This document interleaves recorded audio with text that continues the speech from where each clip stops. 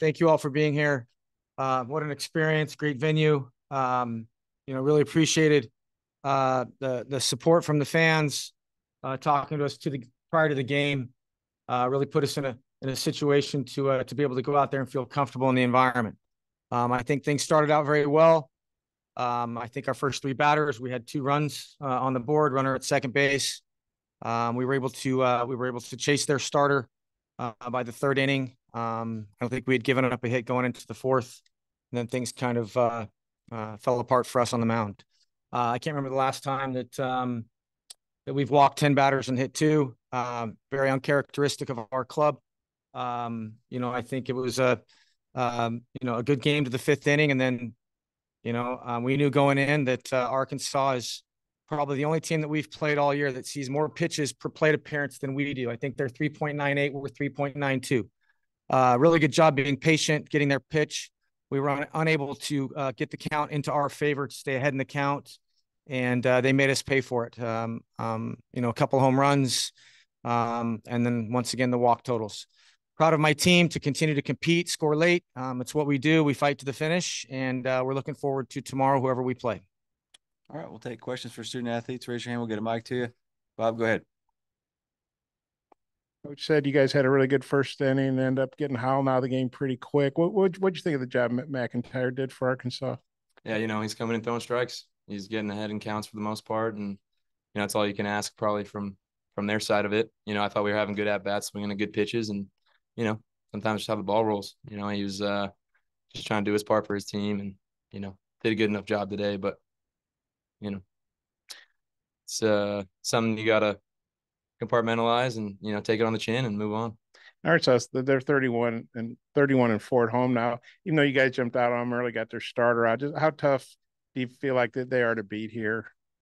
I mean, I wouldn't say more than any other team. It's obviously the atmosphere was awesome. It was it's one of a kind here. It's a special thing for sure. But we just didn't do enough today. Offensively or defensively. It's just it's a matter of statistics. It's not getting outside ourselves. I thought everyone was kind of comfortable in the environment. Maybe took a couple innings, but it's just we just didn't do enough. It's is what it is. Got to move on. Right.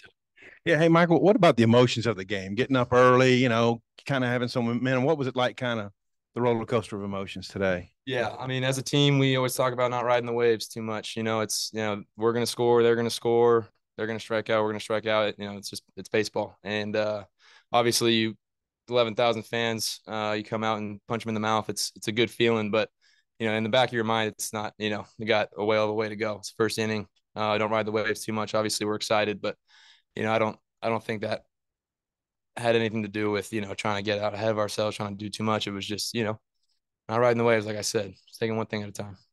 I'm assuming Jared's in here starting tomorrow, maybe. Jared is a candidate for tomorrow.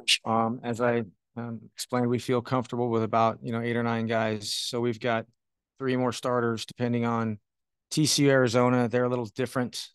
So we've got a left-hander waiting, but also possibly Jared tomorrow. But, like I told my team today, all hands on deck. We'll do whatever we've got to do. But, yeah, Jared's a possible candidate to start tomorrow. You guys used a lot of arms today. I mean, what if you do get the start, just kind of maybe what your mission would be tomorrow? Today, we didn't get beat by the other hitters. We beat ourselves. So I'd say the biggest thing tomorrow is trust your stuff, go after the hitters, and know that you can get them out. Wow. Yeah, and Michael, Rusty was talking about Arkansas's patience, and you guys are really patient too. I know you're obviously not pitching, but when you're out there in center field, kind of what you think of their bats and their offense, and just the way they seem to be able to string runs together in different innings. Yeah, it's a great offense. Can't deny that they wait for their pitch like we try to do, and our guys are grinding out there. You're one of the things we say is you're out there on the mound with that guy every single pitch, whether it's going right or it's going wrong, and you can't help but you're just pulling for your guy. And when it's not going great, you're just saying one pitch at a time, man, pound zone, do what you can, and compete your tail off because everyone on our team's been in that situation before, and just hoping that they're, able to at least execute on what they're trying to do, not try to get too outside themselves or pitch to a specific team just doing their thing. But, like I said, it's, definitely a good offense. And I think we're very similar in the way that we wait for ours and try to make it hurt when we do, when we get ours. So, yeah. Any more questions for student athletes? Fellas, thank you. Good job. Good luck tomorrow. Thank you. And get on the bus.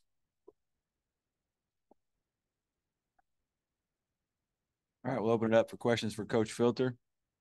Andrew, lead us off. You guys had 8 hits against McIntyre and only 2 strikeouts. But what were you seeing in those innings that stopped you guys from maybe stringing some of that success together and really turning the tide in the game? Yeah, I think the tail of the tape, so to speak, of can you make a pitch when you have to? And I think what he did is he's got that cut fastball, throws the curveball, tries to elevate the fastball with 2 strikes, and his execution was really good early on. We were able to get guys in position. We just, couldn't win the spot, and he was able to do that. They made some great plays defensively.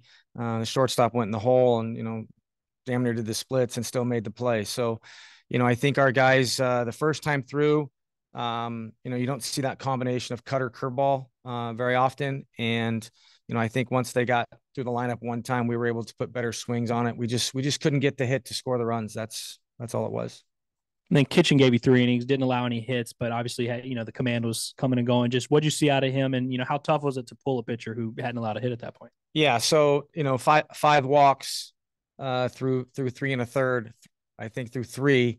The inning before had gotten a little bit, bases loaded. We're in a situation, one big hit by them. They could possibly take the lead. So Skylar Hales has been a guy that we've gone to the entire year in all situations. I had already had him warmed up. I wasn't going to warm him up again and not bring him in. So first sign of trouble was the leadoff walk.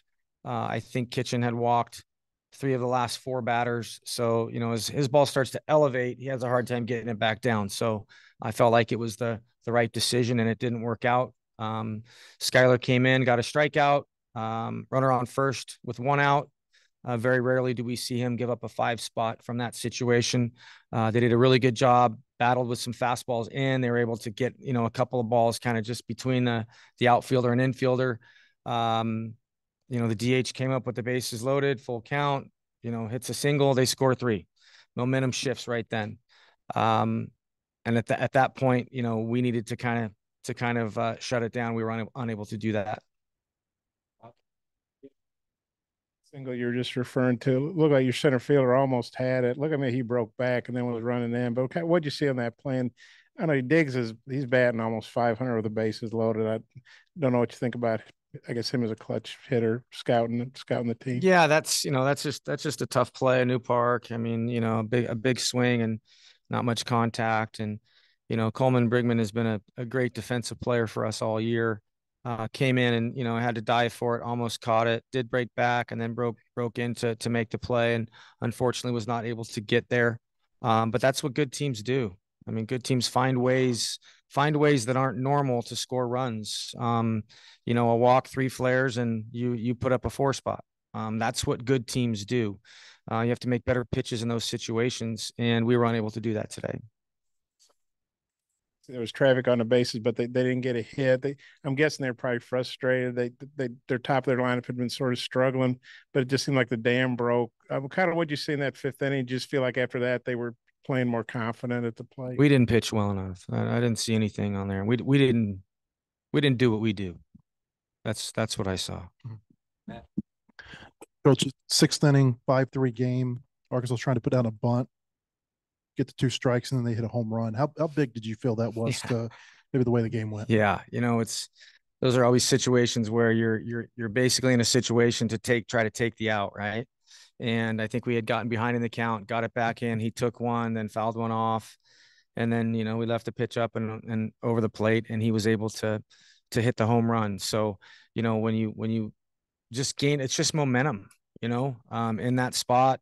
Our left-hander was in. You after the 2-hole guy, you've got 2 lefties back to back. We feel like with 1 out runner at second base, we're in a pretty good spot to be able to control the inning. Now, obviously, that's the thought process. It doesn't always go that way, but unfortunately, we left the ball up and out over the plate. Was not where it was supposed to be, and He had a line drive home run the opposite field. I didn't know if it was going to get out, but it did. It looked like it caught that net in the bullpen. So definite momentum change for them. I think at that point, that was a big play in the game. Coach Clara looked to have his velocity where it was he not locating the way he normally does, or were they hitting some good pitches? Yeah, I don't think they squared him up. His location was a little bit up. He didn't land a slider like normal, but once we get in that situation, he gets to around 35 pitches. I got to think about Sunday, Monday, those type of things. So at that point, also, knowing what Arkansas has in their bullpen. I mean, I know what they have down in that bullpen. That game gets close, it could be different guys. So, kind of felt like at that point, I have to make a decision, and decided to take him out to be able to have him for Sunday. So clearly, Hoffman could come back tomorrow, possibly. Who's that? Hoffman. The other. Sorry, I got the wrong reliever. Hammond? Yes. Oh yeah, Hammond can come back. Yeah, that was real uncharacteristic of him. He's a strike thrower with a good breaking ball, and it just didn't go his way today.